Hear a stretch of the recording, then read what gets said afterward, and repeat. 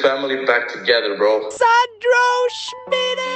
Ich kann es einfach jetzt erzählen. Alright, lass zu. Mir auf den richtigen Weg geleitet hast, auch gezeigt hast, was das heisst, wenn man eine Vision vor dem Auge hat. Ich bin auch richtig stolz, dass du bist. Einfach dein Ding durchziehst. Wenn wir uns wiedersehen, werde ich dir richtig fett eine reinhauen. Hey Sandro, find's geil, wie du es machst. Bist stolz auf deine Ziele. Miteinander ist doch einfach am schönsten. Ich hoffe, dir ist bewusst, wo du mich rausgekommen hast. Ich danke dir, Bro. Ich schwöre dir Gott. Das ist «Miteinander», der Podcast mit dem Schmidi. Wenn er jetzt einfach ohne mich macht, aber ist völlig okay. Viel Spaß. Hallo, meine bezaubernden Zuhörer und Zuhörerinnen. Herzlich willkommen zurück zu einem neuen Podcast, zu einer neuen Folge vom «Miteinander» Podcast mit einem Special Guest, nämlich... Basinja. Geil, fängt schon. Was macht er jetzt, Bro? Geil, auf das erstmal. Das Red Bull Cracken. Oh, Bro, ich sag dir, ich habe richtig wenig pennt die Nacht. Ja, ich auch, eben das ist das Problem, ja. Ganz schlimm. Darum, den haben wir uns verdient, oder so. Zum Wohl. Ja, herzlich willkommen. Fühl dich wieder heim bei uns im Podcast. Tu dich gerne mal schnell vorstellen für die Leute, die dich nicht kennen. Ja. Erstmal danke vielmals, dass ich da darf sein. Ich freue mich sehr. Ich bin noch nie in einem Podcast gewesen. Darum First time. Experience, ja, auf jeden Fall. Ja, ich bin der Ale, ich bin 25. Ja, ich bin von Zürich. Ich bin, soll ich sagen, ich bin einfach ich. Nice. Ich mache ein bisschen Content. Genau, voll. Das ist doch gut. Ja. Und das heisst, du machst ein bisschen Content? Ja, das heisst, mein Laufbahn war ein bisschen chaotisch. Ich habe mit Hochdeutsch auf YouTube gestartet, als ich 15 war. Das haben wir mal drüber geredet, dort an der All-White-Party. Ja, genau. Also warte nicht, dass das falsch das ist. Man hätte sich weiss kleiden, okay? Also, an dieser Party dort haben wir das mal gehabt. Ja. Das ist so, auch bis jetzt eigentlich einer der grössten Fehler, die ich bereue, dass ich aufgehört habe. Ah, okay. Ja. Okay. Wie alt bist du gewesen? Bro, ich habe angefangen, ich bin, ich glaube, 13,5, 14 gewesen. Scheiße, ja, das wäre gut. Habe das bis 17, ziemlich sicher 17 durchgezogen. Ja. Und es ist eigentlich sehr gut gelaufen, ich dumme sich. Voll, Alter, ich muss es einfach so sagen. Also, ich habe einfach... Gut, ich muss auch sagen, ich bin jung, ich bin noch nicht so reif, ich bin noch nicht so im Kopf, noch nicht so wie in der Lehre sind nachher... Eben, Videos sind zum Teil wirklich... Ja, bei 200.000, 400.000 Aufrufen schon damals. Oh ja, das ist halt schon eine andere Ansage wie damals. Genau, und das auf YouTube. Und dann ist das halt rumgegangen im Geschäft. Dann haben die Leute angefangen, wie soll ich sagen, nicht, sie haben mich jetzt nicht gemobbt oder so, aber... Ja, Hänsle und so, ja. Ja, vor allem wegen dem Hochdeutsch. Ich bin jung, mein Hochdeutsch ist nicht perfekt und so dies und das. Und dann habe ich gedacht, nein, hör auf, ich muss aufhören, ich kann das nicht und so. Und dann habe ich einfach quittet. Hat es mich einfach genommen, die Schwache nimmt es, hat es mich einfach voll genommen. Mann. Ja, aber gut, es ist auch eine andere Pressure. Wie alt bist du jetzt? Ja, ich bin 25. Ja, dann ist das was, 12 Jahre her, 13 Jahre her. Ja. Also überleg mal, das ist auch Social Media noch an einem ganz anderen Punkt gewesen. Und dort war es auch noch viel fremder gewesen. Heute ist es eher so, der macht Social Media, okay, damals war es gewesen, der postet sich selber im Internet. Oder? Ja, genau, das ist es eben gewesen. Aber was hast du denn gemacht, so irgendwie Gaming, FIFA oder Fortnite oder irgendwie etwas? Ich habe angefangen, nein, Fortnite war noch nicht mal draussen. Vor 12 Jahren ist doch, Fortnite ist doch schon... Es ist dann irgendwann rausgekommen, ja, aber ich glaube, oder gibt es das so lange? Warte, nein, aber 100% nein, 10 Jahre, 9 oder 10 Jahre gibt es. Genau. Okay. Nein, ich habe angefangen ganz normal mit denen. Damals war das so in gewesen. Also ich habe es auf Hochdeutsch gemacht, das heisst, ich habe mich komplett in die deutsche Community angepasst. Alles Live-Commentary und so nachgesprochene Commentary auf COD, auf Call of Duty. FIFA. Jo, Freunde, wir versuchen jetzt ein 360 No-Scope hier. Ich schwöre, ja, also das geil. Die ganze FIFA, Road to Glories und so Sachen halt, so Gameplays halt einfach. Und nachher bin ich aber relativ schnell vom Gaming weggekommen und einfach nur Lifestyle. Ich habe viel Fashion gemacht, ich war damals ein hoher Schuhfreak. Oh, aber geil. Ich hatte eine Schuhsammlung und die immer wieder gepostet. Nachher haben die Leute angefangen mit mir zusammenzuarbeiten in dem Alter. Eben eigentlich schon fast ein Traum gewesen. Ja. Ich habe mit 14, 15 schon meine erste Kooperation bekommen für so Replika von Yeezys, NMDs. Alle das NMDs habe ich bekommen. Ich habe mit einer deutschen Firma, mit so Energy Drinks halt. Ja. Habe ich so eine Kooperation mit Apps. Das ist crazy, aber... So Product Placement, so die OG Product Placements. Aber wie ist das dort? Das ist ja alles über die Eltern gelaufen wahrscheinlich oder so irgendwie? Oder über... Ja. Wie läuft das dort? Ja, meine Eltern haben etwas unterschreiben. Ich war dann in einem Netzwerk. Damals waren so, nicht Agenturen, sondern so Netzwerke. Ich war im gleichen Netzwerk. Ich vergesse den Namen immer wieder. Wie Dagi B und so damals. Lion TV, kennst du die Leute noch? Ja, das ist ganz Ja, wild. sicher. Und das ist alles so über Skype gelaufen. Ja, ganz Du krass. bist ein richtiger, Ja. nur alter Hengst da drin. Genau, Okay, ja. das ist aber krass. Favorite Sneaker of all time? Boah. Bro, ich habe irgendwann aufgehört. Okay. Komplett sammeln, aber Ich muss schnell die Kamera drehen, du weiter nicht einfach. ja, aktuell glaube ich, also all-time ist hure schwer, aber aktuell denke ich, der Louis V-Trainer, Ich weiß gar nicht, wie die ausgeht. den finde ich richtig sexy. Ja, es ist ähnlich wie, kennst du LA-Trainer noch von Adidas? Sagst du etwas, ja? Das sind richtige OG, die sind so im 2015 in gewesen. Okay. Mit auf der Seite so diese farbigen Punkte von Adidas und so diese Knöpfe und so. Ja, sag So ein mal bisschen etwas. so ein bisschen speziellere Schuhe. So. Und das gibt es jetzt, also seit ein paar Jahren von Louis Vuitton. Das ist schon Geil. ein geiler Du Schuh. lässt aber recht etwas auf den Tisch, ja? Wahrscheinlich. Ja. Geil! Ja. Ja, okay, sehr nice. Ah, insane. Darf ich fragen, was hast du da gehabt an Abos auf YouTube zu so einer Zeit? Ich hatte damals etwa knapp 16'000 gehabt. Das ist eine hure Ansage, Alter. Ja, es ist nicht wenig. Ich bin in der Schweiz mit einem, also der zweitgrößte war nach dem Cubanito. Ich weiß nicht, ob Cubanito. Ja. Der ist immer noch dran, gell? Der ist immer noch voll am Hustlen, ja. Krass. Auf Insta hatte ich 20.000 gehabt damals schon, aber dann bin ich gehackt worden. Und dann alles weg. Ja, dann ist alles weg gewesen. Scheiße. Ja, nein, es war eine geile Zeit gewesen. Geil, Mann. Hast du die Videos noch irgendwo? Kann man die schauen? Ja, schau nicht, ich habe sie privat. Ja. Musst du mir mal eins zeigen? Ich kann dir eins zeigen, ja. Hallo meine Freunde, herzlich willkommen. Mit dem huren Schweizer Hochdeutsch. Ja, ganz geil. schlimm. Aber etwas ist ja, du bist ja nachher auf Schweizerdeutsch einmal richtig krass viral gegangen. Und ich glaube, den Clip kennt jeder, aber keiner weiß so ein bisschen, wer dahinter ist. Und wenn ich das jetzt sage, dann werden die Leute sagen, nie im fucking Leben. Aber du bist der Typ hinter einfach ein Fuchs daheim, gell? Ja, Mann. Tatsächlich. Das bin tatsächlich So geil! Einfach ein Fuchs daheim. Das ist es so, Ich schwöre, den Clip haben wir euch so viel umgeschickt. Wie lange ist das her dort? Auch schon wieder 5, 6 Jahre oder so? Nein, irgendwie? 2. Nur? 2. Ja, ich glaube Ende 23 gewesen. Ich bin einfach zu alt. Ja, es ist etwa 2 Jahre, ja, 2,5 Jahre ungefähr, ja. Krass. Das her. Und hast du dort schon einfach wieder so ein bisschen Content gemacht auf Schweizerdeutsch oder hast du einfach gefunden, Bro, einfach so Bullshit-Zeug machen ein bisschen oder so? Nein, ich hatte dann eigentlich eine recht lange Pause drin gehabt, Ja. vom Hochdeutschen dann, etwa 2 Jahre. Ich konnte dann aber nie ganz aufhören, weil ich es einfach sehr gerne gemacht habe. Und dann habe ich einfach gestreamt auf Twitch, komplett auf Hochdeutsch nur. Ja. Aber nur streamen, sonst nichts anderes, kein Insta, kein TikTok, kein YouTube, gar nichts. Ja. Dann habe ich wieder ein bisschen aufgehört. Und dann irgendwann, ich glaube, so, ja, gegen so Mitte 23 habe ich dann gedacht, ey, weißt du, ich switch komplett auf Schweizerdeutsch. Ja. TikTok ist damals eben wieder so ein bisschen, also ist erstens mal neu gewesen dann, vor 5, 6 Jahren. Und nachher irgendwann ist dann, also angefangen zu laufen dort. Hat sich so etabliert quasi. Genau. Ja. Und dann dachte ich, komm, ich mache jetzt einfach auf Schweizerdeutsch mal schauen. Und dann habe ich, ja, das ist eine, also der Fuchs daheim Nieri ist tatsächlich einer von der ersten, also was heißt der erste Videos, ist glaube ich 20, 25. Video so von mir gewesen, auf TikTok. Krass, das ist relativ early noch. Ja, das ist relativ schnell. Wir haben schon einen guten Push gegeben. Ja. Was machst du denn jetzt auf TikTok so? Einfach so allgemein so, du machst ja noch viel so Skits, oder auch? Ja. Und einfach so reinredest. Ja. Also, ja, voll. Das ist so ein bisschen mein Hauptproblem. Seit ein paar Monaten schon befasse ich mich mit dem und reflektiere immer wieder so, was ist eigentlich meine Nische? Und ich versuche es zu verstehen, aber ich weiß es einfach nicht. Ich find die Nischendiskussion so scheiße. Danke, Bro. Das regt mich Ich finde das auf. so, ich will eine Nische, bist du, Bro, also weißt du nicht, also, sorry, das muss Nein, 100%. Das muss ich glaube ich rausschneiden. Nein, wirklich. Nein, wirklich, aber so, der Punkt ist, wenn du das Ziel hast, wirklich grosse Content Creator zu werden, dann bist du ja meistens nicht in einer Nische, sondern du willst ja deinen Namen zu einer Personal Brand machen. Oder bei mir ist es so das Ziel. Ja, voll. Oder? Ich mache ja das meins Zeug, ich mache einen Podcast, aber Bro, ich game League of Legends live auf Twitch, weißt du? Das Ja. hat nichts miteinander zu tun, so, Ja. oder? Und darum, ich glaube auch, wenn du es richtig machst und wenn du authentisch bist und deine Persönlichkeit am Start ist, dann musst du nicht sagen, ich kann jetzt nur den Content machen und ich kann jetzt nur den Content machen. Klar wird es vielleicht zuerst ein bisschen anders ankommen, musst auch dort zuerst so ein bisschen das Following und so aufbauen, aber Genau. ich glaube, es spielt wirklich keine Rolle. Ist so. Ich bin voll deiner Meinung. Ja. Ich finde das auch, dass mit Nische, eben, wenn ich einmal gefragt werde, denke ich, keine Ahnung, Bro, meine Nische, ich bin einfach eingehalten. Ich selber bin in meine Nische. Ich weiß nicht was.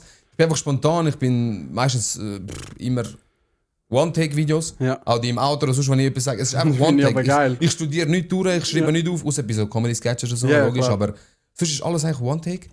Und meine Nische ist eigentlich, Leute zum Lachen bringen. Probieren, dass sie ein Lächeln ins Gesicht bekommen. Ja. Das ist eigentlich meine Nische. Finde ich wichtig. Finde ich Mehr schön. nicht. So. Geil, Ja, Mann. voll. Und dann neben den Skits hast du noch ein bisschen angefangen zu streamen. Hast du das gleich vorher angefangen oder ein bisschen später nachher? Oder wie bist du auf Streaming gekommen? Das habe ich relativ parallel eigentlich angefangen, vielleicht so 4-5 Monate nachdem ich damals im 23 mit TikTok angefangen habe. Aber das ist genau das gleiche wie bei dir, gell? Ich habe auf TikTok diese Art von Content gemacht, so ein bisschen lustig, Comedy, was auch immer. Und dann habe ich auf TikTok selber in den Streams einfach nur gamed. Ja. Also einfach nichts mit mir zu tun gehabt. Und dann habe ich irgendwann gedacht, scheiße, ich muss switchen auf Twitch. Weil das passt nicht zu meinem Content. Weil weißt du, viele Streamer siehst du, die posten dann auch Clips von den Streams, oder? Aber bei mir passt es, ich kann nicht einfach Gaming-Clips anfangen zu posten. Das geht irgendwie nicht. Also es passt wie nicht rein. Aber das habe ich relativ gleichzeitig angefangen, ja. Okay. Aber dann bist du jetzt nur noch auf Twitch? Nein. Okay. Nein, ich habe jetzt beides. Ich bin einfach immer auf beiden live. Aber hast du jetzt einen zweiten Channel dann gemacht? Nein. Du bist einfach auf dem Original? Genau, auf meinem Hauptchannel, einfach auf beiden Plattformen gleichzeitig live. Und das ist gerade voll klar, oder? Ja, die einen, die Twitch einfach mehr fühlen, die hängen jetzt im Twitch im Chat. Ich lese auch beide Chats vor. Ja. Also ich habe beide vor mir. Von dem hast du nicht so einen grossen Text darüber, leset nur Twitch-Chat, dass alle auf Twitch schauen? Ja, eigentlich wärst du so, ja wieso nicht, aber nein, ich lese einfach beide vor. Ja. Die Leute, die... Ich meine, ich habe es schon ein paar Mal erwähnt im Stream, mein Ziel ist schon, das Ganze auf Twitch übernehmen, weil es einfach die bessere Streaming-Plattform ist als TikTok. TikTok ist nicht für das gemacht. Ja. Aber es ist halt verdammt schwer. Weil ich habe einmal probiert, 4-5 Streams auf Twitch zu machen. Und du merkst halt schon, wenn du eine Zuschaueranzahl von durchschnittlich auf TikTok 40-50 Leute hast, dann auf Twitch übergehst, dann bist du einfach mit 8 dort. Ist nicht einmal wegen der Zahl, weil ich mache es auch, wenn mir einer zuschaut, mache ich es verdammt gerne. Hauptsache, weißt, ich bin dann schon froh. Ja. Aber es geht darum, es ist verdammt schade, weil ich habe immer so das Gefühl, ich lasse die anderen wie einen Stich. Ja. Weil die haben dann keine Ahnung, dass ich live bin vielleicht. Ja. Weißt du, ich komme jetzt vielleicht gar nicht mit über. Ja. Und dann ist es immer so, dann habe ich gesagt, weißt du, so Dual-Streaming, ja, genau. Also du ja nicht einen Tag streamst Twitch, einen TikTok, sondern du hast wirklich Dual-Streaming. Dual-Streaming, genau. Oder? Ja, voll. Geil. Ich habe mit dem Max Schrein zusammen darüber geredet, wie er ist ja auch, hat jetzt auch angefangen auf Twitch und auf TikTok zu streamen. Und ich glaube, TikTok ist im Fall schon eine Plattform, wo Streaming recht pushen. Oder? Auf jeden Fall. Klar, es ist nicht so fortgeschritten, was Alerts und all das Zeug angeht, wie Twitch nie im Leben. Und auch, soviel ich weiss, YouTube zum Streamen ist auch nicht so fortgeschritten wie Twitch und so. Habe ich auch schon probiert. Hast du auch schon gesehen? Hast du auch schon probiert? Ja. Ah, okay. Ich habe es jetzt nicht probiert, aber ich kann nur hören sagen, dass das auch nicht so geil ist. Aber was ich halt wieder cool finde, dort dran ist, auf Twitch hast du halt wirklich so die Leute, die dann so wirklich krass an dich spinnen, wenn sie so einen Stream schauen. Habe ich das Gefühl. Auf TikTok ist es so schnelllebiger. Weißt du, scrollst halt durch, siehst den Stream, bist schnell 2 Minuten drin, bist wieder weiter, so, oder? Ist auch geil, zum Aufmerksamkeit catchen von den Leuten. Aber auf Twitch hast du wirklich so die... Also ich habe bei mir jetzt so wirklich eingeschweißte Leute, die wirklich immer wieder rum sind. Und das ist richtig geil. Voll. Ich finde das ultra cool. Und wenn du so kannst eine Community aufziehen, ich glaube, die folgen dir halt auch, egal was du machst. So, weißt du, was ich meine? Das ist so. Darum... Sehe ich auch, das ist... Finde ich recht geil. Vor allem, wenn man sich nicht verstellt und authentisch ist. Also. 100%, das bringt sowieso nicht. Bro, bin ich noch nie einer von deinen Streams gewesen? Ich mag mich nicht erinnern. Keine Ahnung. Das kann nicht sein. Gut, ich habe in der letzten Zeit auch nicht viel gestreamt. Ich habe erst vor etwa 1,5 Monaten wieder angefangen. Ich habe eine 6-monatige Pause gehabt, komplett. Ja. Und in den 1,5 Monaten habe ich vielleicht 4-mal gestreamt wieder. Okay. Also, ich habe aber den Leuten auch wirklich offen kommuniziert. Weil eben irgendwann ist dann so das gewesen, auch früher, wo ich jeden Tag live gewesen, etwa 4-5 Monate lang. Und dann, ich habe das geschätzt, ist immer wieder gekommen, immer wieder voll auf Insta, DMs, wenn kommst du live, bitte komm live, auf TikTok, immer bitte komm live, komm live. Irgendwann hatte ich so einen Druck gehabt, dass auch wenn es mir schlecht gegangen ist, oder auch wenn ich zeitlich gar nicht hätte können live gehen, weil ich irgendwie anders zu tun kann, bin ich einfach ich habe mich einfach gezwungen, live zu gehen. Und ich habe gemerkt, nach so 1 Woche, 2 Wochen, 3 Wochen, einen Monat, irgendwann hat es nicht mehr gut getan. Und dann musste ich einen Cut machen, komplett. Ich habe der Community gesagt, es tut mir leid, für die ich vielleicht enttäuscht und so gerade, aber es geht nicht, es tut mir nicht gut. Ja. Und darum habe ich jetzt offen kommuniziert, ich komme dann, wenn es passt.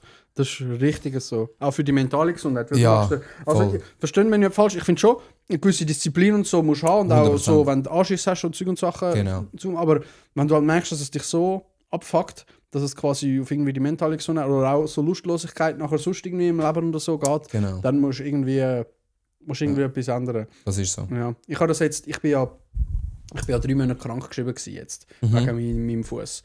Und ich habe in dieser Zeit dann einfach, wo es mir langsam mit Anfang besser ging, auch ein bisschen gestreamt gehabt. Und habe dann wirklich gemerkt, hey, das ist eigentlich noch geil und das ist etwas, was ich machen kann, weil die ganze Zeit Kamerastativ und so rumtragen. Ich wollte da Steg ablaufen mit Kamera und ich so, vergiss den, weißt du, da Krüche und irgendwie so, da reissen wir noch die anderen Kilo, soll ich da durchgehen oder so irgendwie etwas. Und dann habe ich eben mit dem Stream ein bisschen gepusht und ich habe gemerkt, es ist wirklich geil, habe das dann fast täglich gemacht und jetzt wieder zurück, wo ich arbeite. Ich merke einfach, ey, es ist hure, also arbeiten und dann kommst du irgendwie am 6 Uhr heim oder so, frühestens um 6 Uhr heim. Und nachher willst du ja noch, also jetzt in meinem Fall, ich wollte ja noch Content machen für andere Plattformen, Videos schneiden und streamen und jetzt habe ich so angefangen zu kombinieren. Jetzt streame ich manchmal, wenn ich Videos schneide. Ja, okay. Und Leute finden das zum Teil noch hure spannend, weil sie sehen mal so klein und ich streame einfach, weil ich habe mir einfach gesagt, hey, look, warum nicht die Zeit einfach trotzdem nutzen und ich schalte einfach Stream an. Ja. Und dann mache ich zum Teil so ein Textfeld rein von so wegen, hey, wir schneiden Videos, so à la ich bin stumm. Und da ist wirklich zum Teil 8, 10 Leute und so drin, die einfach zuschauen und das mega spannend finden und auch so Fragen stellen, hey, wie machst du das? Das finde ich eigentlich noch geil. Aber geil. Top Idee. Ja. Voll. Das ist nice, Mann. Es ist einfach zum möglichst viel aus der Zeit rausholen, die ich halt habe. Ja. Ja, mal schauen. Ja, mal gucken, was wird. Genau. Ja. Das zu einem Fuchs daheim. Finde ich richtig, richtig geil. Wie haben wir uns eigentlich kennengelernt? Ich glaube, das ist beim Paintball. Doch, Paintball bist du auch gewesen. Ja, voll. Ich glaube, dort haben wir uns kennengelernt. Ja, aber wir sind nicht im gleichen Team gewesen, nein. Nein! Doch, aber du bist am Paintball bist auch gewesen. Ja. Na, dort haben wir nicht groß. Aber dort haben wir nicht groß. Am Ding, an den Summer Games, wo wir zusammen im Team sind. Ja, das ist geil. Das ist geil gewesen, ja. Richtig geil gewesen. Wir haben das so gefreut, den Sieg eigentlich. Wirklich. Alter, ja. Wir haben das so und der Vlog ist einfach immer noch nicht raus von dem. Bro, weißt du, wo du mich in dem Fußball, wo du mich am Fußball-Event, also wenn ihr den Vlog noch nicht gesehen habt, wo ich mich verletzt habe, ich habe ein YouTube-Video gemacht, dann habe ich mit ihm noch ein bisschen geschnurrt und dann haben wir uns gegenseitig angefickt, weil er der was ist es, 11 Meter? Nein, also die Zielscheibe verschossen hat und dann bin ich den ganzen Scheiß einfach noch nicht geschnitten habe. So geil! Oh Mann, Alter. Ja, dort hätte man wirklich ein bisschen besser abschneiden. Aber dort war es in dem Fall gewesen. Ja, also ich glaube, als wir richtig angefangen miteinander reden und uns ein bisschen kennenlernen, ist glaube schon der gewesen. Ja, voll. Wie geil. Wie gut, Mann. Ja, und seither bist du aber weg, also gut, Mann. Was macht das Leben sonst? Ja, das Leben läuft. Solange ich schnaufe, ist eigentlich alles gut, sage ich immer. Das tut so brutal. Nein, es ist eigentlich alles easy. Ja, es ist... ja, mal, es läuft. Ich bin zufrieden aktuell. Stressig, so. Ja. Stressig. Ja, alles ein bisschen viel, aber... Ich kann meine Träume nach. Wir haben vorher Off-Kamera ein bisschen über Job und so geredet. Und das aktuell eben stressig und so ist. Wie gehst du jetzt mit dem um? Also wie machst du das mit dem Arbeiten, Stress? Und nachher kommst du ja heim, willst irgendwie zwischendrin noch ein bisschen Content machen. Hast noch eine Frau daheim, hast einen Hund, hast du gesagt. Hast du sonst irgendwie auch noch Family und so? Wie managest Kannst du bitte ein bisschen respektvoll sein? Wie managest es? Was ist Scheißwort? Ich weiß nicht, dass jetzt gerade der Satz richtig ist. Wie managest es? Doch, wie du es managen? Sag einfach, wie du es managen. Wie du es managen? Ja, genau. Also ich sag dir ehrlich, das ist etwas, was ich mich bessern muss. Weil ich bringe alles immer unter einem Hut, aber ein bisschen chaotisch. Ein bisschen planlos, sage ich jetzt mal so. Weil durch den Job, den ich habe, der recht Freestyle ist, mal schaffst du am Abend, mal nicht. Freestyle. Ja, wirklich. Ja, es kommt ein bisschen drauf an. Und die Kleider, die erst jetzt richtig ins Rollen kommt, probiere ich alles so ein bisschen. Aber da habe ich mir für das vorgenommen, wirklich eine Struktur reinbringen, wo ich sage, zum Beispiel, keine Ahnung, jeden Tag am Morgen, wo vielleicht im Geschäft ein bisschen weniger läuft, weil mein Job jetzt zum Beispiel am Abend aktiver ist, setze ich mich einfach an das an und tue einfach da ein bisschen etwas machen. Den Tag durch arbeite ich ganz normal, dann nehme ich mir vielleicht Zeit raus, um eben auch Sport zu machen. Das ist auch so ein Thema, das ich vernachlässigt habe, das ich wieder unbedingt anpacken muss, das ich jetzt auch wieder habe eigentlich, mit Fitness. Ja, ich probiere mir das schon. Aber jetzt aktuell, ich kann es dir nicht mal sagen, wie ich es mache. Ich mache einfach. Ich arbeite einfach den ganzen Zeit. Ich bin einfach immer irgendetwas am machen. Darum ich gehe verdammt spät pennen. Aber wie machst du das mit also Gesundheit und Runterfahren? Machst du das auch oder machst du gar nicht? Nein, im Moment, ich bin ganz ehrlich, gar nicht. Im Moment, ich schaue auf... Aber bist du nicht eine tickende Zeitbombe? Mal, ich spüre es eben schon. Also mein Körper gibt mir schon Signal, dann bremst so ein Zucker und das Auge manchmal so. Ja, dann bremst du so ein bisschen ab. Ja. Das Einzige, was zu meinem Vorteil kommt, ist halt, ich bin einfach gewöhnt. Die mich privat kennen, wissen, ich habe eigentlich noch nie in meinem Leben nur einen Job gehabt. Ja. Ich habe immer mehrere Sachen gemacht. Ich weiß auch nicht, ich arbeite einfach gerne irgendwie. Und es gibt auch Unterschiede dazu, wenn du etwas hast, wo deine Leidenschaft ist und was du wirklich gerne machst. Ich mache es bei mir auch. Dann kann ich mehr machen, wirklich einiges mehr, also Streaming und so und Content. Ey, wenn ich voll drin bin, dann vergesse ich Essen, dann vergesse ich Schießen, dann vergesse ich Schlafen, weil ich bin einfach locked in und dann merkst du, oh shit. Klar, man muss gleich schauen, aber ich glaube, es ist schon nochmal anders, wie wenn du einfach Anschiss hast auf das, was du machst. So, oder? 100%. Ja. Was ich noch fragen wollte, du hast ja noch deine Clothing-Brand angesprochen. Hast du die jetzt an? Ja. Weil ich als vordenke hatte, der Schnitt von dem Hoodie ist eigentlich schon geil. Ja. Ist schon geil. Du musst gerne mal ein bisschen erklären, wie es dazu... Weil das ist, glaube ich, so ein Boy-Dream, oder? Ja. Jeder junge Typ hat sich früher oder später mal überlegt, ich möchte eine eigene Clothing-Brand. Hat sich einen Namen rausgesucht, hat angefangen so ein bisschen skizzieren oder so. Ich glaube, jeder hat das schon mal gemacht. Ja. Aber du bist ja am Umsetzen aktuell. Ja, aktuell schon. Also es hat eigentlich alles so angefangen. Wie gesagt, ich bin seit Jahren schon mega Fashion und Mode begeistert. Seit Jahren schon. Verfolge ich das immer wieder ein bisschen. Gefällt mir einfach so. Und dann habe ich immer schon meine eigene Brand haben. Aber nicht so die typische, also ich habe früher eben auf YouTube damals meine eigenen Hoodies gehabt. Aber so das Merch, geil. So typische Merch, ja, das habe ich so auch gehabt. So Bosinho-Merch, oder? Ja, genau. Geil. Mit so Hashtag Boss Army und so, weißt du, so 13 und so Scheiß, weißt du, was ich meine? So, weißt du, mit so einem Hoodie, mit so einer Krone und so. Einfach etwas. So 2016-Style, ja. Ja, schön. Geil. Aber ich habe nicht eben das, nicht Merch wollen, sondern ich habe wirklich ein eigenes Modelabel wollen. Ja. Wo ich wirklich an den Tisch sitzen kann, selber skizzieren, selber designen, einfach meine Fantasie, meine Sachen, meine Kreativität kann einfach mal in freien Lauf laufen lassen. Und dann einfach mal probieren umsetzen. Und dann habe ich letztes Jahr das ein bisschen konkreter abgepackt. Warte, das ist erst letztes Jahr, wo du angefangen hast mit dem? Ja. Krass, okay, ja. Also doch, letztes Jahr 25, mal 25. Krass, irgendwann im Februar habe ich das angepackt, habe dann recht schnell alles können über den Tisch bringen mit Firmengründung, mit Patentieren vom Namen, mit dem Namen generell, mit allem drum und dran. Habe den ersten Drop gemacht von einem T-Shirt und einem Hoodie, bis mich nachher der eine Kollege oder mehrere Leute dann angesprochen haben und gesagt haben, ey, das ist auch übrigens ein Punkt in meinem Leben, der mich voll auseinandergenommen hat. Ja. Gesagt hat, ey, alle, ist dir eigentlich aufgefallen, dass der Name sehr ähnlich ist wie ein anderer riesiger Brand, der seit Jahren schon mitspielt. Und ich kann es vielleicht auch schnell sagen, ich wollte jetzt, wie auch immer, die es kennen es, aber meine Brand hat Beso geheißen. Oh, das heisst, Scheiße, ja, Bruder. Alter. Und du glaubst mir nicht, es ist mir nicht aufgefallen, weil bei mir ist ein ganz anderer Hintergrund bei Beso. Ich habe meistens auf YouTube damals schon, am Schluss von meinen Videos habe ich immer mit Kuss mich verabschiedet. Ja. Und plus dazu bin ich extrem gebunden an die spanische Sprache. Deswegen habe ich auch Spanisch mir selber beigebracht und so. Und Kuss auf Spanisch heisst Beso. Ja. Und ich habe etwas Spanisches wählen, wo kurz ist, wo kannst du schnell merken, so 3 bis 4 Buchstaben am besten. Und dann habe ich so, Alter, wie geil, wenn ich noch so einen kleinen Touch reinbringe vom alten Ich. Mein Abschluss, weißt du, so Kuss, weil ich so Beso. Scheiße, ist der Justin schon rum vor dir? Ja, Bruder. Und dann habe ich so gedacht, dann habe ich so die einen Kollegen, die ich gesampelt habe und dann ich mal offiziell gedroppt habe, hat ein Kollege gesagt, hey Bro, aber Peso. Dann ich so, ja, aber Peso ist eine Währung, Peso heißt Kuss auf Spanisch. Also weißt du, ich habe mir gar nicht gedacht. Dann habe ich das mit einem Anwalt von mir, also ja, doch, abklären lassen. Das Lustige ist, rein vom Patentieren her, von all dem Zeug, hätte er mir eigentlich gar nichts machen können. Ja. Aber was er hätte machen können, ist mir einen schönen, teuren Brief schicken, wegen Verwechslungsgefahr. Ja. Wenn ich jetzt mega gross rauskomme, keine Ahnung. Und das Risiko war mir zu hoch. Ja, logisch. Ich habe gesagt, nein, mache ich nicht. Alles wieder...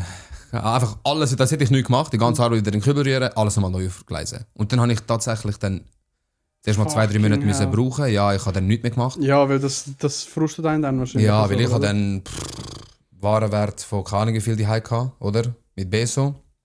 Wo ich nicht mehr... Ich konnte verkaufen, aber ich konnte es nicht mehr verkaufen irgendwie. Ich habe mich dann wie so vor dem am Anfang ekeln.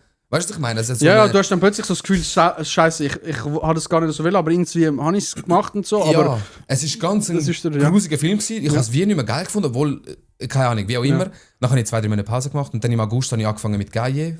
Alles Rebranding, komplett nochmal neu. Und Ende November habe ich meinen ersten Drop gehabt. Und jetzt kommt mein zweiter nächste Woche. Geil, Mann. Ja. Sehr, sehr, sehr geil. Und Beso habe ich aber, ich muss auch sagen, viele OGs von meiner Community an Beso bestellt. Ich habe wirklich viele Hoodies und T-Shirts verkauft. Und ich sage immer so, Beso wird immer ein Bestandteil bleiben. Er ist jetzt auch noch im Shop drinnen als Collection einfach. Krass. Ist einfach unter Collection und ich lasse auch so. Oh, geil. Ich finde ich nice. Ja. Finde ich nice. Und Gaye, was heisst das? Ist auch wieder Spanisch kurz? Ist auch wieder eigentlich so ein Hintergrund. Gaye heisst, also ich habe dann nach Beso und ich dachte, ich will Strada nehmen. Ich bin Italiener, Strada kann ich. Komme von der Strada. Ja, genau. So ein das, weil ich will so ein bisschen Streetwear gehen, halt Strada wäre halt geil. Ich als Italiener, italienisches Wort, heisst Straße. Ja. Ich dachte, perfekt. Hat es zu viel gehabt. Keine Chance. Hat viel zu viel gehabt. In Italien, in der Schweiz hat es auch schon ein paar patentierte Sachen gehabt, so eingetragene Sachen. Ich so, ja komm, das ist kritisch. Ich so, komm, gehen wir auf das liebe Spanische wieder. Ja. Und dann gibt es ja Calle. La Calle auf Spanisch heisst ja die Straße. Ja. Man schreibt es einfach mit Doppel-L, also C-A-L-L-E. Ja. Dann habe ich gedacht, ja, aber wenn ich jetzt meine Brand Calle nenne, Bruder, weißt du, was ich meine? Dann läuft einer mit dem Track um und sagt, hey Bro, wo ist das? Ja, das ist von Calle. Du checkst, was ich meine? Calle! Ja, und dann habe ich gedacht, nein, ja, ich muss es glaube ich ein bisschen ummodeln. Und dann habe ich überlegt, was soll ich machen? Dann ich so, komm, weißt du was, ich nenne es einfach so, wie man Sprache ausspricht, aber nicht wie man schreibt. Finde ich geil. Und dann habe ich einfach Gaie genommen. Weil jeder spricht es so aus, was es heisst, aber niemand, also weißt du, was ich meine? Ja, ist macht so Sinn, macht Sinn. Genau. Voll geil. Und wie läuft das? Weil ich habe tatsächlich auch schon mal reingeschaut, ich habe auch schon so weißt, Shirts designt und gemacht und so, aber der ganze Prozess nachher, weißt du, mit Manufacturers finden, Samples und alles drum und dran. Ich habe noch nie mit jemandem geredet, der so eine Brand so hat, egal jetzt abgesehen davon, wie gross oder klein sie ist. So. Ja. So, nimm uns mal so ein bisschen gerne durch den Prozess. Mit was fängst du an? Wo bist du jetzt? Also so, einfach, dass man so ein bisschen eine Idee bekommt. Weil ich finde allgemein so hinter Business schauen, ich finde das hure spannend. Ja, Jackie. Also es ist so, ich habe ja letztes Jahr angefangen, aber ich habe bis dahin 1,5 Jahre lang genau das gesucht. Ja. Erstmal irgendeine Produktion gesucht. Ich habe nicht gewusst, wo soll ich mich bewegen. Ich habe mich mit dem Stoff nicht auskennt. Ja. Ich habe keinen Plan gehabt, Polyester, Baumwolle, wie viel GCM gut ist, wie viel nicht. Ich habe von nichts Ahnung gehabt. Dann habe ich eben 1,5 Jahre lang mich ein bisschen informiert und so. Und dann läuft es eigentlich ganz einfach. Es ist so, du kommst als ganz neue Brand zu einer Produktion an, wo du zum Beispiel mitbekommen hast, vom einen oder anderen, hey, dort produziert der und der. Weißt du, ein bisschen grösser. Das heisst, du weißt, okay, die Qualität ist schon mal stark. Ja. Und dann heisst es erstmal, ja, du musst mindestens 1000 Stück bestellen. Ja. Weil sonst kommst du so drüber. So. Ich vertraue dir nicht, wir kennen dich nicht, so, juckt nicht, so in dem Sinn. Und 1000 Pullis zum Beispiel, viele denken eben, es ist verdammt günstig. So, auch wenn man es in China oder in der Türkei oder wo immer macht. Bruder, das ist gottlos teuer. Ja. Es ist verdammt teuer. Und dann eben, kommst du erst mal an die Haken an und dann sagen die einen, nein, du bist mir jetzt gleich, ich mache nichts, das ist Zeitaufwand, ich habe ein anderes Projekt mit anderen grösseren und so, dies und das, musst du ein bisschen umsuchen. Und nachher fängt es an, wenn du mal etwas gefunden hast, was dich interessiert oder du denkst, okay, vielleicht ist da die Qualität stoffmäßig gut, kannst du entweder dort hinfliegen, das schon anschauen. Ich habe jetzt zum Glück einen Geschäftspartner gefunden, der hat das für mich gemacht. Aber du machst das nicht allein, du hast noch etwas mit dir gemacht? Nein, ich mache das ganz allein, aber ich muss sagen, ich habe einen Geschäftspartner, der hat mir 17 Produktionen klar gemacht, vertraglich alles gebunden. Und ich habe mit ihm einen Deal in dem Sinn, dass er für mich das gemacht hat. Check. Weil er in dem Business seit etwa 15 Jahren schon ist. Geil, sehr und geil. Und er lebt von dem und er reist umeinander. Boah, wie geil. Genau. Ja. Und für mich war das halt perfekt gewesen. Da ich dachte, komm, ich gehe den Deal ein. Und er hat mir jetzt habe ich 17 Produktionen. Ich kann alles machen. Ich kann Schuhe machen, ich kann Schmuck machen, ich kann Kleider machen, halt alles ein bisschen. Und eben, dann fängt es an, dann findest du mal jemanden und dann sagst du, ich tu mal samplen und dann fängst du an. Gut, am Anfang fängt es an mit, wie willst du Schnitt? Du musst ein bisschen skizzieren oder keine Ahnung, kopierst von irgendjemandem, wie auch immer. Ich habe immer selber ein bisschen skizziert oder so eine Mischung gemacht zwischen den grösseren Brands. Und dann tust du mal samplen, kostet dich mal schnell mal 400 € so ein Pulli, einen einzelnen, oder? Dann kommst du mal rüber und dann schaust du es an, okay, wie ist der Stoff, innen durch, aussen rum, wie ist der Schnitt, keine Ahnung, willst du etwas ändern, willst du irgendwie den Druck anders machen, was auch immer. Und dann ja, wenn es dir passt, dann kannst du so eigentlich anfangen zu produzieren, ich weiss ja. Okay, crazy. Und der Prozess von du hast deinen ersten Pulli bestellt, bis jetzt ist der Pulli fertig. Wie lange hast du gehabt? Ja, das geht gute 4,5 Monate ungefähr, ja. Krass schon. Ich finde das so spannend. Weil du hast, ab dem Moment, wo du, egal ob du jetzt einen Designer hast, ich habe zum Beispiel einen Designer, der mit Photoshop sich auskennt, oder ich tu immer alles selber designen, selber skizzieren, aber er verschönert es mir halt, weil ich halt nicht zeichnen kann, nicht malen kann, Mario halt dort nicht so gut. Und dann tun wir das digital alles zusammen machen. Und sobald du das hast, das Mockpack nennt sich das, Dann tust du das der Produktion weiterleiten und fragst zuerst mal, läuft das nicht, haben die die Farbe, haben die nicht die Farbe, was auch immer. Und dann ab dann geht es eigentlich wirklich gute 4,5 Minuten. Wenn du mit dem Sample und so schaffst. Also Sample bedeutet ein Beispiel-Hoodie machen, genau, wo dann kannst du testen, wie alles läuft. Ja. Wenn du sagst, nein, du blind produzieren, dann kannst du das ist gefährlich. Ja, ist sehr gefährlich, aber dann bist du halt etwa 2 Minuten schneller. Ja, okay, nice. Aber sonst geht es schon 4 Monate, ja. Krass. Das ist in Zeit. Okay, crazy. Und Ziel damit? Was du hast? Mit Geil? Hast du Ziel damit oder machst du einfach, weil du Freude daran hast? Ja, beides. Ich habe logischerweise das Ziel, weil es hat mich durch das Rebranding vor allem auch nicht extrem viel Geld verloren. Es ist extrem viele Flöten gegangen. Und deswegen, logisch, habe ich ein Ziel damit. Mein Traum wäre natürlich von dem Leben. Ja, klar. Ich meine, es gibt nichts Geileres für mich jetzt, als das als Traum zu verwirklichen und nachher irgendwie können den ganzen Tag unterwegs sein, ein grosses Lager haben, Mitarbeiter, keine Ahnung, weißt, machst du halt voll die Filme, das ist logisch das Ziel. Aber aktuell ist einfach Freude haben, schon nur wenn ich jemanden auf der Straße sehe, der irgendwie einen Tracksuit von mir anhat oder einen Hoodie anhat. Siehst du Leute auf der Straße wirklich was Zeug von dir haben? Wie geil. Ich habe jemanden gesehen, ja. Wie mit geil. dem ersten Besen-Hoodie mal. Oder auch ein Kollege von mir hat mir mal ein Bild geschickt. Also er hat so ein Bild mit ihm gemacht. Mit einem, der auch etwas angehabt hat. Das ist so mein Ziel hauptsächlich mal. Dass die Leute Freude haben, dass die Leute denken, hey, schau, ich zahle dafür Geld, aber ich bin zufrieden so. Ja, voll. Es hat sich gelohnt. Qualität ist da. Genau, Qualität auf jeden Fall vor Quantität. Ja, das ist jetzt mal mein primäres Ziel. Ich meine, bis mal, also eben für viele, die sich nicht auskennen in so einem Business, es kostet so viel Geld, bis du mal dort überhaupt mal Plus generierst, geht es schon keine Ahnung wie lange. Ja. Wenn du dann noch davon leben willst, dann reden wir da von 5 Jahren aufwärts. Deswegen, ich nehme das wirklich... Voll geil. Ja. Und du hast gesagt, nächste Woche kommt ein Drop. Am Sonntag, ja, nächsten Sonntag. Und der Drop. Also nächste Woche am... Wann ist das? Ist 1. Februar. 1. Februar. Genau. Geil. Also Shoutout und mal abchecken gehen, wo? Insta oder wo? Ja, können wir auf Insta abchecken, ja. Insta abchecken. Ja, sehr geil. Abchecken, okay. Wenn du das Ganz lieb, danke, Kuss. Ich muss ihn eigentlich jetzt erst am Montag in einer Woche aufladen, dass die Leute gerade direkt schauen können. So. Okay. Geil. Wir jappen schon 31 Minuten. Ja, okay. Jetzt folgendes. Jawohl. Jetzt tauchen wir in mein Format ein, weil ich mache ja Mindset, Content, Motivation und so. Format funktioniert so. Ich habe da mittlerweile nicht mehr so viel und ich glaube, mittlerweile haben wir alle schon gehabt, ich muss mal neu schreiben, aber wir haben da so Karteikärtchen. Ja. Da sind tiefgründige Fragen drauf. Läuft jetzt eigentlich so. Ich mischle, du ziehst und nachher geht es eigentlich darum, die Fragen zu beantworten und auch so ein bisschen darüber zu diskutieren, was ist deine, was ist meine Ansicht und so weiter. Spannend. Geil, das wird gut. So. Geil. Ich liebe den Content übrigens. Danke, Bro. Wirklich. Es bedeutet mir sehr, sehr viel. Es ist wirklich geil. Also Leute supporten wirklich den Schmiedi. Der Content, den er macht, ist wirklich einzigartig in der Schweiz. Und ich finde das absolut geil, weil ich eben auch so ein deeper Mensch bin. Darum unbedingt. Check it out. Dankeschön, Bro. Auf jeden Fall, Bro. Ich liebe das so ein Ding. Merz, wie man es bedeutet mir wirklich viel. Ich finde es auch geil und es macht halt in der Schweiz wirklich niemand. Ja. Am ehesten noch so der Peter Bolliger oder so in Richtung Motivation und so. Ja. Und sonst gibt es leider nicht so viel. Aber ey, vielleicht können wir ja daran arbeiten, vielleicht ändert sich das. Willst du einfach die oberste ziehen oder willst du eine auswählen? Ich ziehe einfach die oberste. Okay. Vielleicht sind ein paar noch ein bisschen einmal sind es verschwommen, weil ich darüber ausgelernt habe. Easy. Kannst du es lesen? Ja. Also, was würdest du machen, wenn du wüsstest, dass du nicht scheitern könntest? Die ist crazy. Ich liebe die Frage. Was würde ich machen, wenn ich wüsste? Die haben wir tatsächlich im letzten Podcast haben wir die auch mit dem Batu. Ich finde die Frage so geil.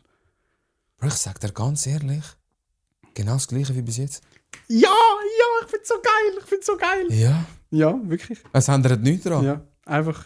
Weil das ist der Punkt an der Frage, oder?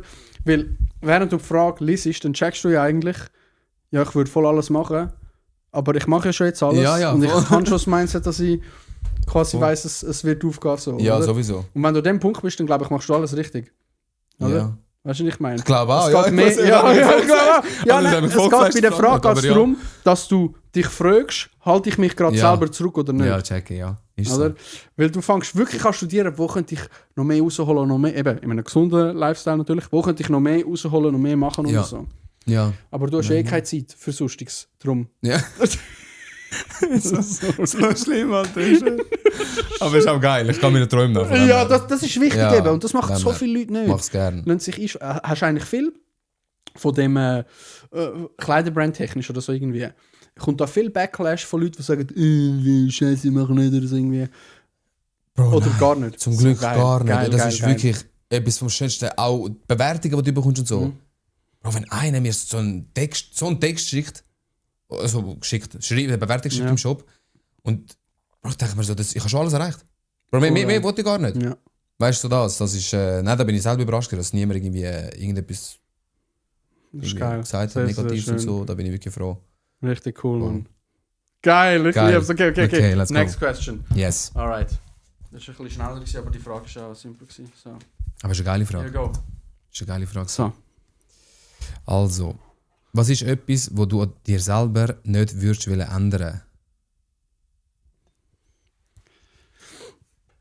Eigenschaft oder sonst irgendwie etwas. Wo ich nicht ja. ändern. Sonst ist immer so, boah, an dem will ich arbeiten, an dem will ich das und das. Aber jetzt mal etwas, wo du sagst, das würde ich nicht ändern.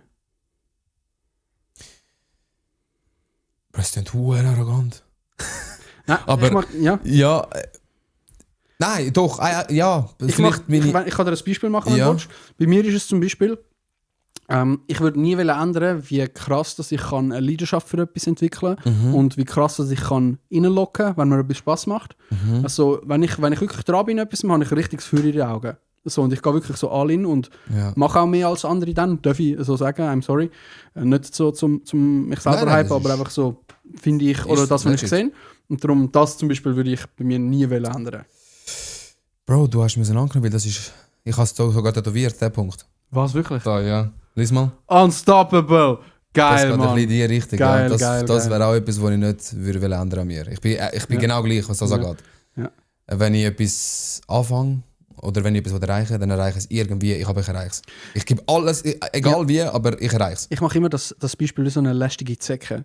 So, weißt du, so, reiss mich ab, aber ich komm wieder, weißt du, ja, so, ich bin immer noch da. Und darum, das gibt mir auch, es klingt wirklich vielleicht ein bisschen eingebildet, aber es gibt mir ein mega Selbstbewusstsein, weil ich weiss, keiner kann mich stoppen. Ja. So, also es kann so viel Scheiße kommen, wie ich will. Ich weiss, ich bin immer noch einfach aber es am ist, Start und das finde ich so geil. Bro, das ist voll richtig. Ich sage das immer wieder, Alter, eben viele Leute sagen, ja Bro, du bist ein bisschen eingebildet oder weißt du, so. Es tönt halt alles, aber Bro, du musst alles im Leben manifestieren, liebe Leute. Ihr müsst alles manifestieren. Wenn ihr irgendetwas startet oder irgendetwas startet, wenn ihr mit dem Gedanken geht, schaffe ich es echt oder nicht, dann startet es nicht. Wenn ihr startet, dann geht voll rein. Dann müsst ihr halt, ihr müsst genau schon wissen, es läuft, es klappt 100%. Ihr manifestiert das Ganze einfach die ganze Zeit.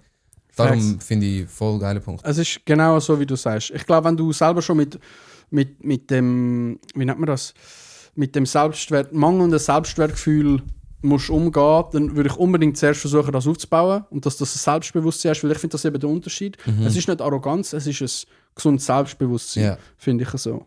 Oder? Ja, ist so. Und einfach ich glaube auch nicht, das hat mit Arroganz zu tun, wenn du einfach in einem State of Mind bist, wo du weißt, du kommst dorthin, wo du hinkommen willst, wenn du die Work, die du jetzt gerade machst, weiterhin so reinputtest, ist es nur noch eine Frage von der Zeit. Ist so. Und darum gar nichts mit Arroganz zu tun, Bruder. Gar nichts, Bruder, ja. Gar nichts, Bruder, Bruder, ja, Walla, ja.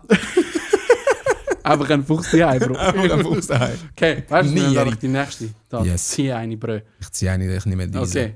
Oh, die ist verschwommen, die ist nass. Alles gut. Was ist der grösste nicht physische Schmerz gsi, wo je gehabt hast? Weißt du, jetzt nicht so eben Achillessehne gerissen, sondern so deep. Weil das gibt auch hohen Diskussionsstoff. Okay. Nicht physischer Schmerz. Allgemein? Allgemein, ja. Ja, jetzt, wenn ich so überlege, wenn mir ein, zwei Sachen in den Sinn kommen, schlussendlich irgendwo im Hintergrund ist es ja auch ein physischer Schmerz. Dann wiederum. Ja, klar. Aber es geht mir nur mehr darum, so, du bist nicht umgekippt und hast dir ein Bein gebrochen oder so irgendwie, weißt du? Sondern es hat mit dem Mentalen auch zu tun gehabt. Oder mit dem Emotionalen auch zu tun gehabt. Bro, schwer. Schwer, gell? Schwer. Ist richtig, die Frage ist richtig so eine, die nagen tut. Weil man muss sich auch überlegen, wie man es formuliert. Mhm. Bei mir war es, ich würde sagen, die Phase, also ich habe zwei. Zum einen die Phase nach meiner letzten Trennung, wo dann wirklich, wo ich eine krasse Entwicklung gemacht habe. Oder, wo ich auch relativ viel Pain durchgegangen bin, ist damals die Trennung von meinen Eltern. Okay. Dort ist auch heavy gewesen. Das sind 2 so Punkte, wo ich aber mega viel daraus mitgenommen habe nachher im Umkehrschluss. Aber im Moment innen sehr, sehr eklig war. Ja, dann, ja. Würde ich jetzt sagen, ist es bei mir. Ja, dann würde ich bei mir schon auch sagen, richtig, ja, wo ich meine Grossmamis verloren habe. Ja. Das war recht hart gewesen. Ja, das glaube ich. Ja, weil mit einem bin ich mehr oder weniger aufgewachsen. Ja. Sie sind das Leben lang in der Schweiz gewesen. Und nachher, als sie pensioniert wurden, sind sie auf Italien. Ja. Und das ist kein Angriff an die Schweizer, aber Familienleben in Italien ist nochmal ein anderes Level als in der Schweiz. Ja, oder? Ja. Oder Familie zusammenhalt dort. Ja, voll. Deswegen, ja, das hat schon recht gehittet. Okay, ja. Das hast schon recht mitgenommen, ja. Ja. Ist das schon länger her oder erst gerade in dem Fall? Das ist eben schon länger. Also die eine habe ich vor 8 Jahren, glaube ich, verloren und die andere vor 4. Aber weißt du, wann ich es am meisten gespürt, was so richtig wehgetan hat? Im September letztes Jahr an meiner Hochzeit. Oh ja. Okay. Das ist herzlich.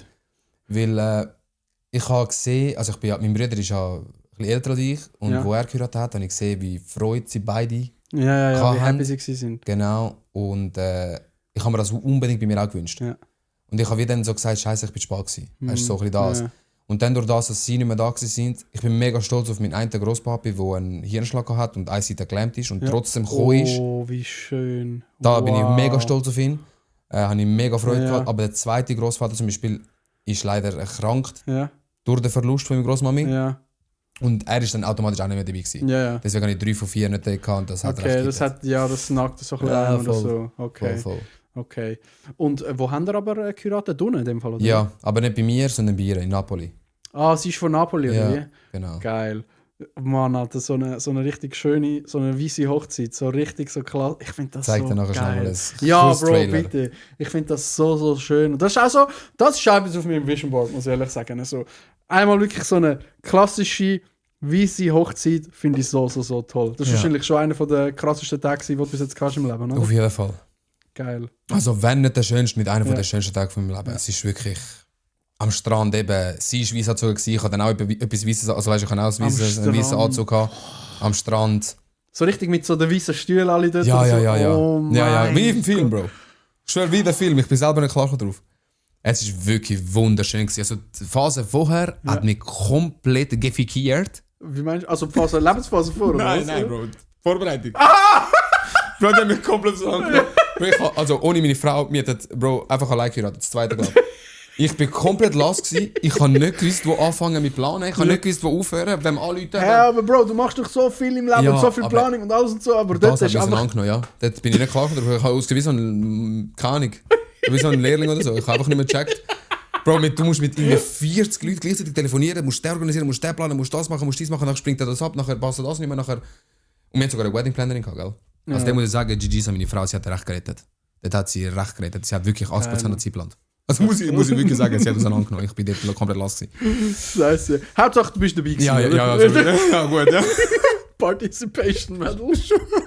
Das ist ein Pokal. Geil. Okay, schön. Richtig cool. Ja. Hammer. Next question. Hey, du fickst mit deiner Frage, Mann. Aber es ist geil, es ist deep. Es ist wirklich deep. Wenn etwas zu privat ist oder so, dann nein, auf gar keinen Fall. Das ist genau mein Type. Also, was ist etwas, wo du aktuell am Lernen bist? Ich lerne jeden Tag. Geil, das sehe ich. Ja. Geil. Gibt es etwas Größeres, wo du dran bist, wo du sagst, das ist aktuell etwas, wo du schon ein bisschen länger daran schaffst? Ja. Also abgesehen von beruflich jetzt, logisch, da hat immer wieder Schulungen und Sachen, die ich halt weiterentwickeln will, genau. Ist jetzt so Thema Marketing. Genau, wegen der Kleider, ja. Weil ich finde, das ist ein Thema, das hure unterschätzt wird. Marketing ist mit einem der wichtigsten Bestandteile von einem Unternehmen allgemein. Es ist der wichtigste Bestandteil, genau. Und Leute denken einfach, ja easy, machst ein bisschen Werbung und das passt. Das scheitert jetzt, glaube ich, bei vielen. Es ist einfach, mach schnell Werbung. Es ist komplett neue Baustelle. Du hast, so die erste Baustelle ist das Ganze mal, dass es so aussieht, wie es aussieht. Genau. Aber der zweite Teil ist, wenn du scheiß Marketing hast, kaufst du niemand. Genau. Qualität du musst es irgendwie vermarkten. Ja. Oder? Und klar ist TikTok gratis Werbung, aber es läuft viel mehr Und ich finde eben das geil am Marketing, die Psychologie dahinter. Ja, genau. Beim Kunden, was willst du beim Kunden auslösen, wie soll er reagieren auf das, was du machst, also all das Zeug. Finde ich genau. geil. Das bin ich jetzt recht intensiv ein bisschen am Anschauen. Das Okay. Schaust du das selber an? Machst du da Schulung irgendetwas oder so? selber, Bro, ich mache immer alles selber meistens. Ja, das ist geil. Ich mache immer alles selber meistens, ja. Das ist geil, ja. Voll. Finde ich richtig Aber cool. nicht mal zum irgendwie nichts müssen abgeben oder so, oder nicht müssen irgendwie... Ja, weil es dir Spaß macht wahrscheinlich. Einfach ja, weil ich einfach, das ist mein Baby und ich... Keine Ahnung, weißt du so... Ich glaube, es tut auch, also ich merke das bei mir, auch mit meinem Content und so, ich möchte gar nicht, weißt du, ich mache wirklich viel gleichzeitig und zum Teil komme ich einfach nicht zum Zeug, weil ich anders zu tun habe noch. Mhm. Und habe mir auch schon überlegt, weißt du, so outsourcen, also irgendwie den Schnitt mal abgeben oder so. Und ja, auf die eine Seite wäre es geil, aber auf die andere Seite habe ich erstens mal Schiss, dass es nachher nicht mein Style ist. Genau, das ist es, ja. Ist so. Oder? Und ich mache es gleich irgendwie gern, weißt du, den Prozess und den Entstehung so mitzusehen. Und klar, auf die eine Seite könnte ich mich nachher während dem Filmen mehr aufs Performen konzentrieren, zum Beispiel. Ja. Und muss nicht überlegen, boah, jetzt brauche ich den Shot, boah, jetzt brauche ich den. Genau. Aber ich habe das Gefühl, die ganze Entstehung gehört das irgendwie dazu. So, Finde ich auch. Ja. Bin ich voll deiner Meinung. Klar, irgendwann in einer gewissen Größe dann. Aber verstehe ich den Punkt, ja. bin ich auch deiner Meinung, ja. So irgendwann tust du nicht mehr selber so die Päckchen mit Postadresse anschreiben. Und Ja, wirklich, ja. Ich verfolge einen aus OHO-Stepp.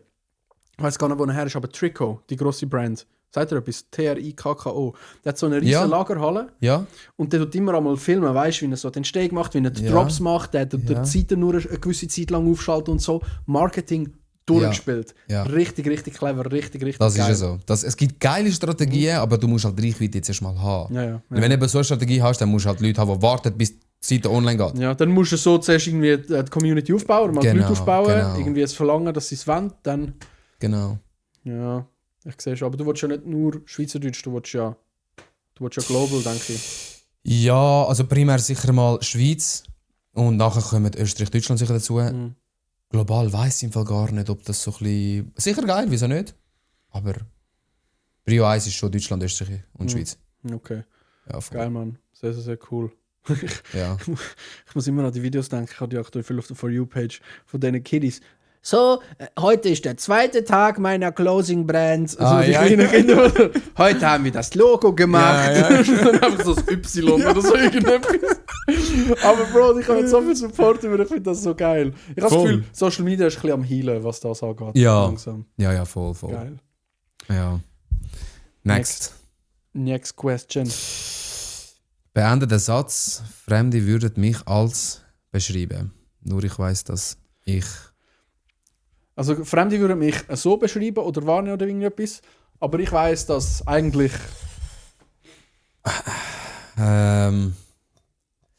Was mir vielleicht aufgefallen ist... ist dir vielleicht aufgefallen? Vielleicht, ja. Ja. Sorry, alles gut. Ist zum Beispiel die ein oder andere Videos von mir. Ich bin immer ehrlich und transparent in den Videos, 100%. Ja. Aber die ein oder andere Videos denken, also tue ich halt meinen Humor so überspitzen, dass die Leute amigs wirklich vielleicht denken, ey, ist der so dumm. Ich schwöre, ich denke mir das sehr oft bei den Kommentaren, die ich sehe. Oder es war einmal eine Situation in meinem Leben gewesen, dass ich dir sonst mal aufgehört dann sagen, wo jemand zu mir kam und hat gesagt, du wirkst amigs wirklich ein bisschen blöd. Ich dachte mir so, shit, man, das ist doch in dem Moment ein Charakter, wo ich ja... Also was heißt ein Charakter, aber es ist in dem Moment... Schauspiel, ja. Ja, es ist in dem Moment die Videoart, wo ich so humorvoll wie möglich will machen, damit es ein bisschen lustig ist. Ja. Ich muss es ein bisschen überspitzter machen, weißt du? Aber zum Teil denke ich, das wäre wirklich blöd. Und vielleicht das. Also nein, ich will nicht sagen, dass Leute mich als blöd beschreiben, aber vielleicht so... eher etwas so in die Richtung oder vielleicht arrogant, denke ich. Einfach, das habe ich schon früher auch immer oft gehört, dass Leute einfach immer das Gefühl haben, ich bin arrogant.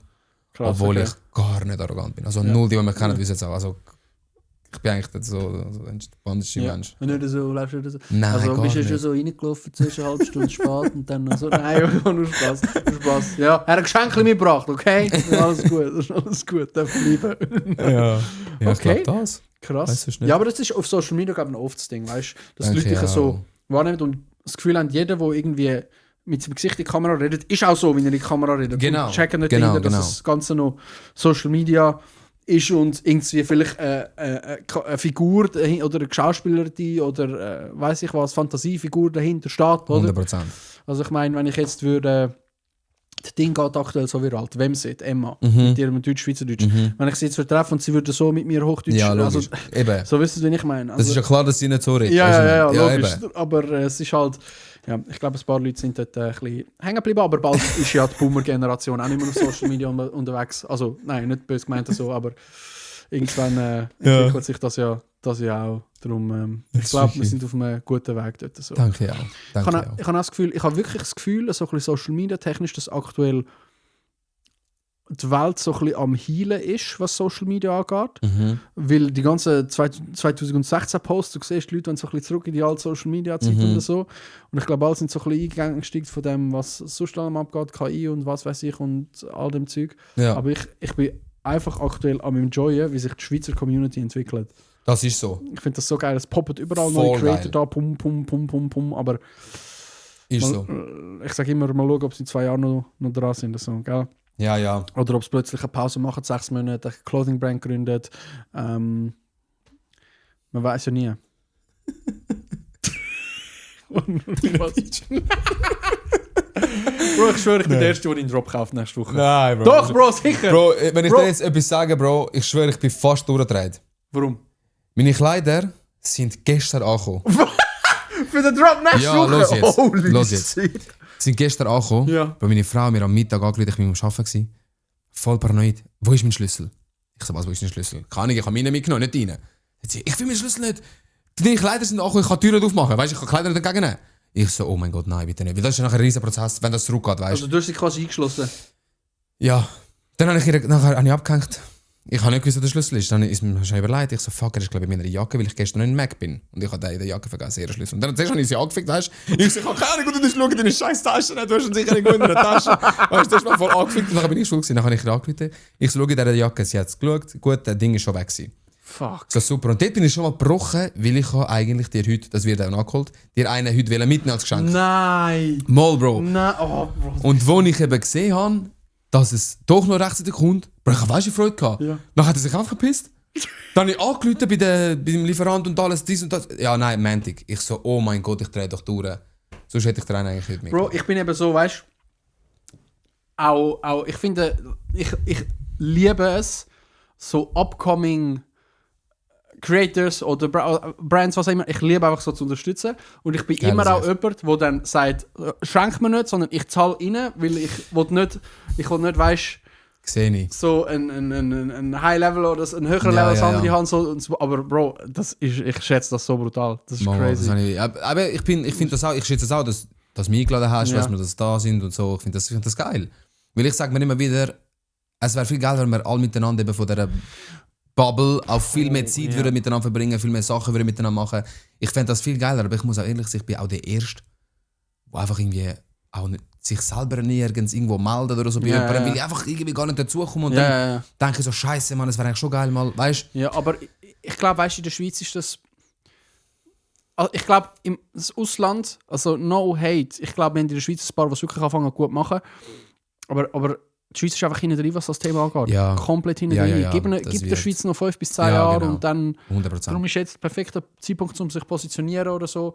Es braucht nur mal das erste Schweizer Streaming-Haus oder die erste WG mit Content und dann fängt das Ding an zu ziehen. Ja.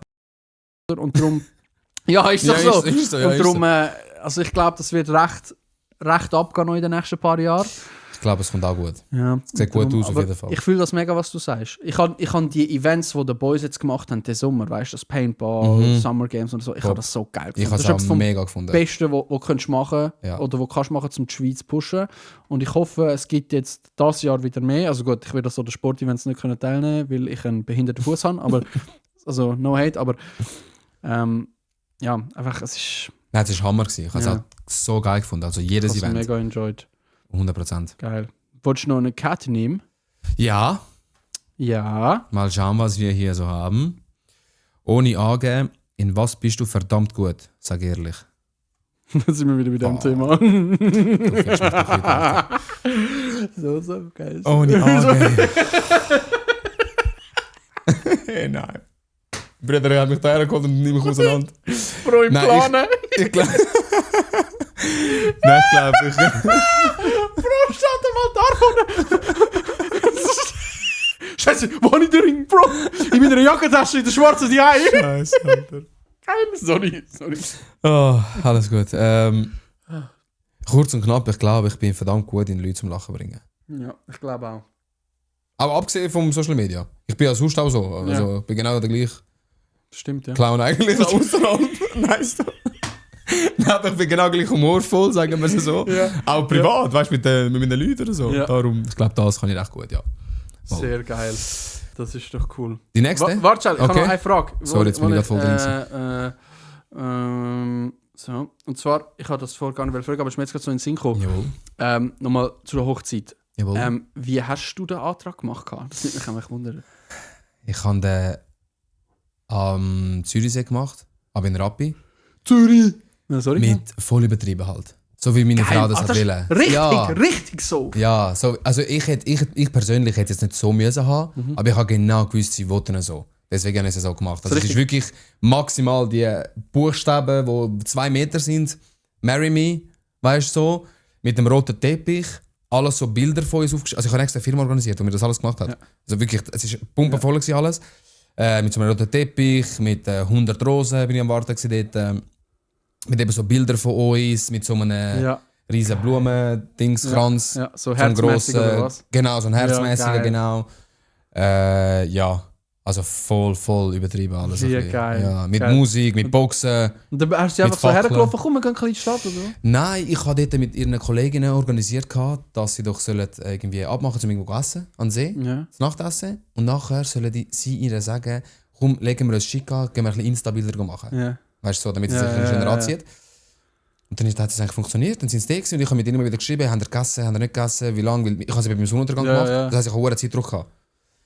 Und dann so haben wir, dann habe ich organisiert, dass die eine Kollegin soll den anderen 2, dass eben nicht meine Frau die einzige ist, mit Augenbinden, sagen, sie soll die Augenbinden beide legen, sie haben eine Überraschung für beide. Ja. Weil zu dem Zeitpunkt sind ich und meine Frau in ein Haus gezogen, frisch, und die andere Kollegin ist damals mit ihrem Ex auch zusammengezogen. Also, zusammengezogen. Das war kein Deutsch, aber egal. Ist egal. Auf jeden Fall, ja. Und dann ist es so nicht aufgefallen in dem Sinn. Ihr, weil sie hat gewusst, die andere hat auch Augenbinden an. Aber man hat gedacht, das ist eine Überraschung für beide. Also sie ist gar nicht drauf gekommen. Dann haben sie hergebracht. Und vor dem roten Teppich habe ich dann Brüllen. Auf so eine Brille. Die Augenbinde abgenommen. Sie läuft einfach mit so einer Brille den roten Teppich zu haben. Ja. Geil. So ist das gewesen. Oh, wie schön. Ich liebe es. So, ich fühle es gerade richtig. Ich wäre gerne so am Zuschauen gewesen. So, ich hätte selber brüllt, wahrscheinlich wie ein, weiss ich was, Wasserfall. Geil. Nein, schön gewesen. Ja. Nimm sie noch eine Karte, Bruder. Ja, ich nehme die Karte. Also, was ist das beste Kompliment, das dir jemand Fremdes jemals gegeben hat? Boah, shit, Mann.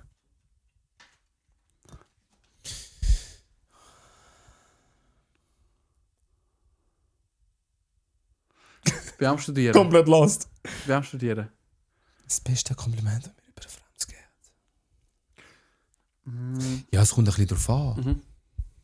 Du weißt es ja auch. Wir arbeiten ja mit Fremden, also ich arbeite mit Fremden den ganzen Tag. Ja. Von dem her, wenn du dort irgendwie ein Kompliment bekommst. Aber das gefällt mir nicht so als Antwort. Ich bin auch am Studieren.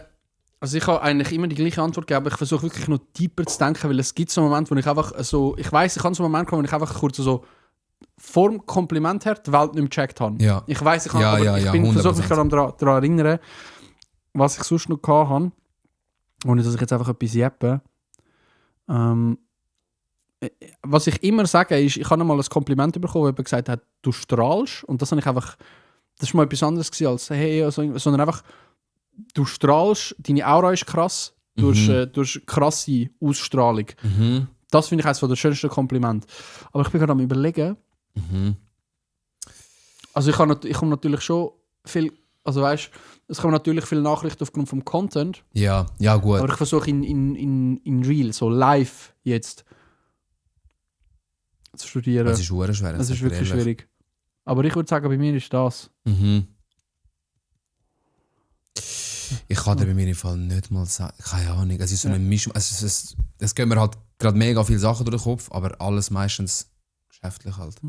Geil. Wo einfach ein Kompliment bekommen, ob es jetzt Sex vom Chef oder vom Kunden oder von wem auch immer, sonst etwas. Ja, es kommen halt immer wieder Komplimente, hey, du bist lustig, hey, du bist, aber weißt du, es ist ein Kompliment, wo mich wo ich so geflasht bin, ich glaube schon beim Arbeiten, ja. Geil, okay. Ich checke. Ja. I see. You see? Kannst du bitte ein bisschen respektvoll sein? Okay. Das ist meine Schwester, die das sagt. Ja. Geil. Da sie mal gestresst und dann hat sie das gesagt, wo sie am Streaming sie streamt eben auch, weißt du? Ah, geil. Dann ist sie mal gestresst und dann sie, kannst du bitte ein bisschen respektvoll sein? Und dann habe ich gesagt, clip it aufs Soundboard. Okay, also. Letzte Frage. Halt 30 Sekunden. Oh, geil! Ja! Speech. Ja! Die Leute mit was sie brauchen. Das haben wir schon so lange nicht mehr gehabt. Also, okay, jetzt musst du am Springen helfen. Also, folgendes. Ja. Kennst du die Mindset-TikToks, wo nachher so voll Mindset-Motivational-Speech-mäßig was so regnet im Hintergrund zum Text. So. Nein. Ja, genau, check. so. 30 Sekunden lang in die Kamera. Okay. Was du denkst... Lass mich schnell, Ja, kein Stress. Was du denkst, dass die Leute gerade brauchen. Ich tue die Zeit nicht stoppen. Ich tue einfach mal laufen lassen, weil es nicht mich wundert, wie lang das ist. Aber ob es jetzt Folge 20, 50 oder so, weißt du, was ich meine? Aber so, was du denkst, das können die Leute jetzt gerade brauchen oder so irgendwie. Oder was du den Leuten schmecken willst. Also, was ich euch allen sagen kann, ist, ich weiss auch nicht, träumen gross, verfolgen die Träume, ziehen durch, geben nicht auf, egal wer wie wo euch Stein wegleitet, geben nicht auf, bleiben dran, ziehen durch, Disziplin ist etwas vom Wichtigsten. Und denken immer positiv, das hat mir immer in vielen Situationen geholfen, egal bei was. Einfach immer alles manifestieren und positiv denken, dann wird es auch gut kommen. Lacht viel, das wird euch helfen, gute Energie auszustrahlen und gute Energie beizubehalten. Und das wäre so ein bisschen meine Message. Geil, Mann. Allgemein. Sehr, sehr geil. Ich finde das mit dem Manifestieren so toll. Ja, ich finde das voll Fan. Ich auch. Ich liebe es. Und ganz viele Leute checken nicht, was das für eine Kraft ist. Ja, ist so. 100%. Was das für eine Kraft ist. Hat alles mit Gesetz von der Anziehung zu tun. 100%. Allem nicht so dumm, Mann. Und es funktioniert. Es funktioniert. Es funktioniert scheiße gut. Ja. Das ist es krass. Wirklich, und es ist schwierig, zum den Leuten, die so sich null damit beschäftigen oder null damit auskennen, näher zu bringen. Mhm. Weil du kannst es auch nicht einfach in einem Video sagen, manifestiert jetzt, und die Leute fangen an zu manifestieren. Du musst irgendwie anders in den Leuten auslösen. Ja, es ist alles eine Mindset-Sache. Die müssen wie selber das freischalten, das Level im Kopf, denke ich. Weißt du, was ich meine? So wie ein Level, das noch so ausgeraut ist, wo du siehst, es ist dort, aber du kannst es noch nicht aktivieren. Ich sehe es auch so. Ich glaube, einer muss es selber so. Wie Need for Speed früher, wenn die Autos so schön freischalten. Voll, genau. Oder wie bei Mario Bros. Wenn das Fleckchen reicht. Und das nächste Level kannst. To me, Mario. To me, Mario, geil. Okay, lass noch eine Karte machen. Eine machen wir noch. One last one. Was braucht es aktuell, damit du auf dein nächste Level kommst? Geile Abschlussfrage. Was für geile Frage, Alter. Geil. Was braucht es aktuell, damit du auf dein nächste Level kommst? Was braucht es, Bro? Was braucht Bossi, dass er aufs nächste Level kommt? Was brauche ich zum... Sag du mir alle, was brauchst du? Was ist es? Ein Bier. Nein. Ein Bier? Nein. Was brauchst du, aufs nächste Level kommen? Boah, shit, Bro.